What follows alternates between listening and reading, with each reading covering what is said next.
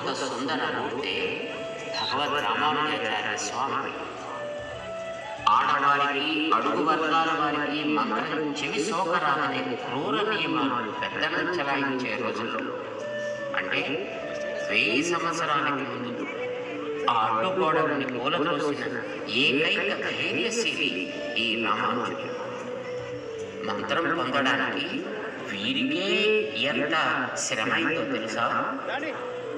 వీరు శ్రీరంగంలో